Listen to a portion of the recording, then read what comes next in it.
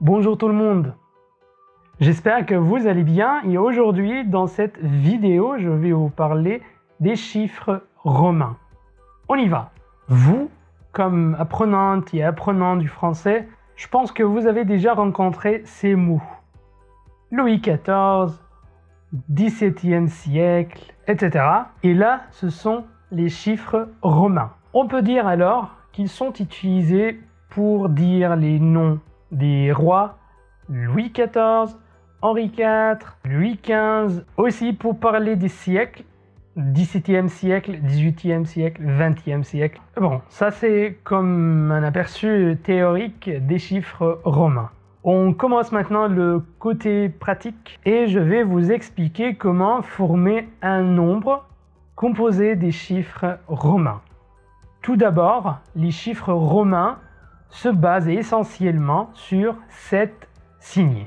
I qui correspond à 1, V qui correspond à 5, X correspond à 10, L correspond à 50, C 100, D 500, IM 1000.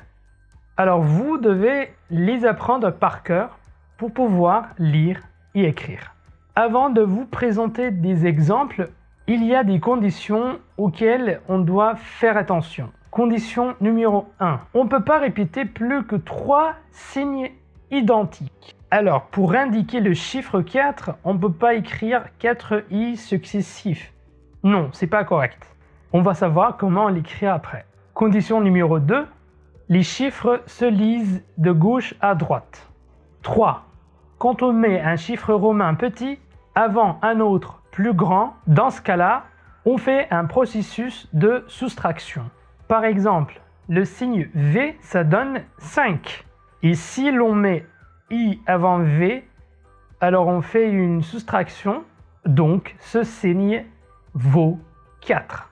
Et c'est le contraire si l'on met le petit chiffre après un autre plus grand. Dans ce cas-là, on fait un processus d'addition. Par exemple, si on met I après V, ça veut dire 5 plus 1, ça fait 6. Et maintenant, je vais vous montrer les nombres essentiels.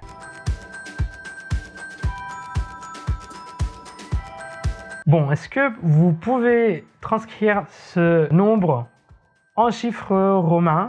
1789. Pour 1000, on écrit M. Pour 700, on a D pour 500. Et après, on va ajouter 2C. CC. DCC pour 700. 80, c'est 50 plus 30. Alors, L plus X, XX. Et 9, c'est 10 moins 1.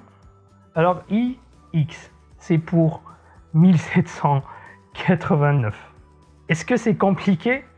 Allons faire aussi ce nombre. 2021. Pour 2000, on a 2 M. MM. 21, XX, suivi de I. Alors pour 2021, c'est MMXXI.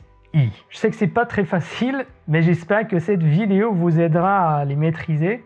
Merci beaucoup d'avoir regardé et à très bientôt.